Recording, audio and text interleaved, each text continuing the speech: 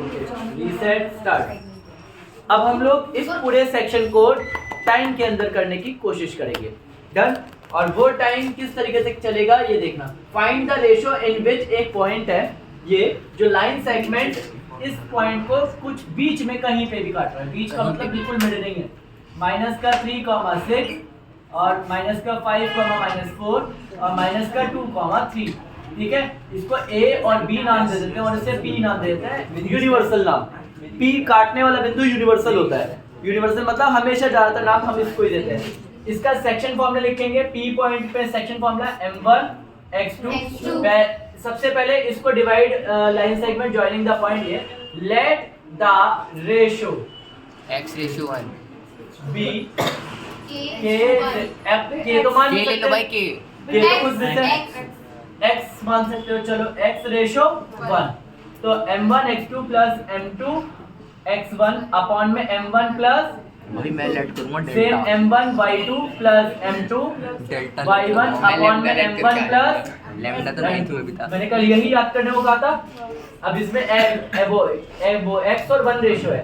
पहला क्या होता है, x मल्टीप्लाई होगा -2 से, फिर 1 मल्टीप्लाई होगा -5 से, तो माइनस का 5 आ जाएगा। थोड़ा तेज कर दिया? नहीं भाई स्लो करता हूँ, नहीं रुक जाओ, शक्ल पे ही दिख रहा है। पहले x मल्टीप्लाई किया बच्चे -2 पे, इसका रेशियो उसका पॉइंट, इसका रेशियो उसका पॉइंट। हाँ m1x2 ये m2 है और ये x1 है, तो 1 मल्टीप्लाई हुआ -5 अपॉन में दोनों रेशियो प्लस हो गए। दोनों रेशियो क्या है, x + 1 कॉमा सेम इसका रेशियो y के साथ करेंगे। x मल्टीप्लाई हुआ 3 के साथ प्लस 1 मल्टीप्लाई हुआ -4 के साथ अपॉन में दोनों रेशियो प्लस कर दिए। हमने ध्यान से देखा तो यहाँ पे आ गया -2x -5 अपॉन में x + 1। सेम ऐसी 3x -4 अपॉन में x + 1। हमने इक्वल टू, अब इक्वल टू में हमने देखा कि हमारे पास पॉइंट क्या है -3, k यही पॉइंट है। कंपेयरिंग किसको किया, पहले पॉइंट है किस पे, x है ना। कंपेयरिंग x कोऑर्डिनेट को कंपेयर किया तो -2x -5 अपॉन में x + 1 इक्वल टू -3। डिवाइड का कॉपी नहीं खुलेगी, कॉपी नहीं खुलेगी। तो -2x -5 equals to -3x plus -3 इधर आया, -3 इधर आया, +3 3 में से 2 गया तो x, -5 इधर गया तो प्लस 5 में से 3 गया तो 2, x की वैल्यू 2। पहला काम हो गया। दूसरा x रेशियो मतलब हमें मिल गया, रेशियो था x/1 तो यानी कि 2/, हमारा पहला काम हो गया। दूसरा क्या, find the value of k निकालने के लिए दूसरा कंपेयर करेंगे। कंपेयरिंग y कोऑर्डिनेट किया तो 3x -4 अपॉन में x + 1 इक्वल्स टू k। अब यहाँ पे x की वैल्यू डाल दी 3 × 2 - 4 अपॉन में 2 + 1, 2 और 1 कितना हुआ 3, 3 × 6 में से 4 गया तो 2, तो आंसर आ गया k की वैल्यू। तो hence the value of k। Done, ये भी लिख दिया। सबको क्लियर है जी भाई। अब इसके बाद नेक्स्ट वाले पे, नेक्स्ट इससे भी इजी है। सबसे पहले तो आपको डायग्राम बनाना आना चाहिए था, तो अगर आप डायग्राम बना दोगे भाई एग्जांपल का उल्टा है ये। टेंजेंट जिसमें P नाम से टेंजेंट है, ये A और B पॉइंट पे टच कर रहा है, O नाम का सेंटर है और ये है। डन, हमें क्लियर कट बोल रखा है कि PAB यानी कि इसको लाइन ज्वाइन कर दी और यहाँ पे ये कितना दे दिया हमारे पास 50। लो हो गया काम खत्म। ये क्वेश्चन यहीं पे खत्म है। हमें यहाँ पे AOB ढूंढना है। AOB ये वाला एंगल तब पता लगेगा जब मुझे ये वाला एंगल पता लगेगा। OB ढूंढना लगा और मुझे पता है ये टेंजेंट है और ये क्या है बच्चों, रेडियस। टेंजेंट और रेडियस एक दूसरे पे क्या होते हैं, परपेंडिकुलर। ये हमने कल थ्योरम भी पढ़ी थी। तो हम लिखेंगे B की PAO = 90 डिग्री। यहाँ पे थ्योरम लिखेंगे कि टेंजेंट और रेडियस आपस में क्या होते हैं, परपेंडिकुलर होते हैं। PAO में दो एंगल है, एक है PAB दिख रहा है यहाँ तक, और एक ये वाला एंगल, इस एंगल का नाम है OAB बोलो चाहे BAO बोलो, इक्वल्स 90। PAB कितना हमारे पास 50 भाई 40 आ गया प्लस एंगल OAB बराबर 90। ये प्लस का उधर गया तो माइनस का, तो 90 में से गया तो कितना बचा 40 तो यहाँ तक का तो 40 आ गया। भाई बीबी अब 40 हो इसमें गया। एक छोटा सा ट्राइंगल नहीं दिख रहा, इस ट्राइंगल में ये 40 है, ये रेडियस है, ये रेडियस है, तो ये भी क्या हो गया 40। तीनों एंगल जोड़ के कितना होता है 180। सही 100 40 भाई मैंने एक लिखा था। प्लस का 80 उधर गया तो माइनस। पर मैंने तो 100 नहीं 100 में से 80 गया तो कितना बचा 100। सही है। ये मुझे कैसे पता लगा, ये 10 बार तुम्हारे में भी आएगा कि जब एक छोटा सा ट्राइंगल बन जाएगा यहाँ पे, तो उसमें देखना दो तो रेडियस है, अगर किसी ट्राइंगल की दो साइड बराबर है तो उनके दो एंगल भी आपस में क्या हो गए बराबर। अगर एक 40 निकला तो दूसरा भी क्या हो गया 40। तो तीन एंगल में से दो एंगल पता लग गया आपको, तीन एंगल जोड़ के 180 होता है, तो एक 40 80 प्लस का 80 उधर गया तो 180 में से 80 गया तो 100, तो बचा हुआ एंगल 100 है। कितना सिंपल है, डन। नहीं गलत नहीं नेक्स्ट करा। आते हैं, छोड़ ये और इजी है, कल ही बताया भाई था। प्लस करके डिवाइड कर दो 2 से। करेक्ट, बीच का रेशियो नंबर तो दोनों को प्लस किया और डिवाइड बाय 2। कई बार कुछ लोग ये भी सिखा देते हैं कि √2 की वैल्यू होती है 1.414, हाँ भाई 1.4, और √3 की वैल्यू होती है 1.732, 1.7। दोनों को मैंने दोनों की छोटी छोटी वैल्यू उठाई है, दोनों को जोड़ा, 7 और 4 कितना होता है 11, एक और एक 2 और एक 3 डिवाइड किया तो ये आ गया 1.5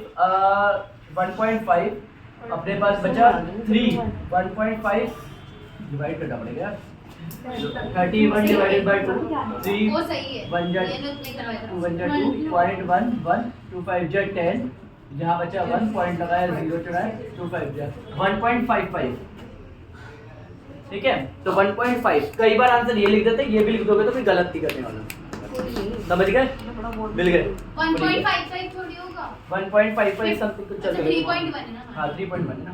नेक्स्ट आता है find the 7th term from the last. 7th कल ही मैंने बोला था पर भैया, 7 a प्लस a7 का फॉर्मूला a सबसे प्लस b प्लस मगर यहाँ गड़बड़ पता है क्या होगी, इस वर्ड की वजह से दिख रहा है, लास्ट से इस वर्ड की वजह से गड़बड़ होगी।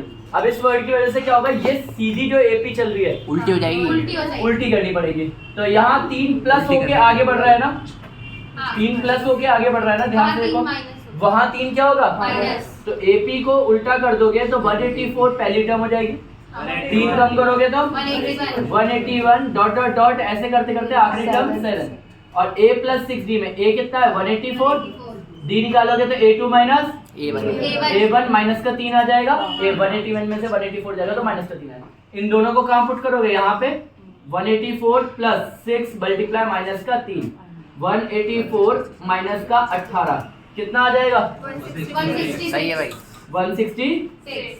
बहुत आसान है इसमें क्या चिल्ला है। मगर ये आज सीखा, माना आज यहाँ पे बहुत लोगों को ये वाला नहीं आता था, मगर लॉजिक तो पता लग गया ना। अब ये वर्ड देखते ही समझ जाओगे एपी उल्टी करनी है, हाँ ये वर्ड देखते ही अब तुम समझ जाओगे। ये अगर माना कि कुछ लोग यहाँ आज बैठ के सीख रहे हैं, क्योंकि यहाँ पे कुछ नए बच्चे भी बैठे हैं, तो यहाँ पे कोई नया सीख रहा है तो वो समझ जाएगा कि एंड आते ही गेम पलट जाता है, बाकी सब नॉर्मल चलता है। देखो नीचे वाला 4th term of AP, A4 दिया है 11, A4 का फॉर्मूला क्या था a प्लस 3d बराबर 11, ठीक है। सम ऑफ 5th और 7th, सम ऑफ 5th और 7th term is equals to 34। 34। A5 का formula a a plus plus 4d 4D और A7 का a a plus plus 6d बराबर 34। कितनी बार a हो गया 2a कितनी बार d हो गया 10d 10d बराबर 34। सब 2 से कट रहा है, काट दो भाई। Divide by 2। क्यों काटा, क्योंकि अभी देखो कट जाएगा यहाँ पे a 10 को 2 से काटा तो 5 और 34 का आधा 17। इक्वेशन नंबर 2, ये इक्वेशन नंबर 1, दोनों का एलिमिनेट कर दिया। a प्लस 3d बराबर 11 अपॉन में यहाँ से आया a से a कैंसिल, 5 में से 3 गया तो 2d, 11 में से 17 गया तो 6। d की वैल्यू कितनी आ गई, d की वैल्यू को किसी में भी पुट करो, a प्लस a बाई 2 आ जाएगा बराबर 11, a plus 3 multiply 3 equals to 11, 3 से 9 प्लस का उधर गया तो a की वैल्यू आ गई 2। 2। अब हमें क्या पूछा था, ओए d पूछा था, मैंने ज्यादा निकाला। मैंने भी भाई ज्यादा निकाल दिया। कोई बात मैंने भी नहीं। निकाला। How many digit, how many कितनी डिजिट, 2 पहले ही बताओ 2 डिजिट का सबसे छोटा नंबर क्या होता है, भाई सबसे छोटा 2 डिजिट का नंबर होता है, लेकिन 2 डिजिट का सबसे छोटा नंबर 10 होता है, और 2 डिजिट का सबसे बड़ा नंबर 99। अब 3 से डिवाइड होने वाला 10 होता है, भाई 12 होता है ना 11 होता, 12। तो एपी का पहला मेंबर बन जाएगा 12। गलत कर फिर 3 जोड़ेंगे तो 15 फिर 18 फिर डॉट डॉट। क्या 99 3 से डिवाइड होता है? होता है। करेक्ट। तो लास्ट नंबर तो 99 है। हमें लास्ट टर्म मिल गई an 99 क्योंकि गिनती निकालनी है हमें कितनी डिजिट्स हैं। ठीक है। कितने डिजिट निकालने के लिए an का formula a plus n minus 1 into d। Very good 99।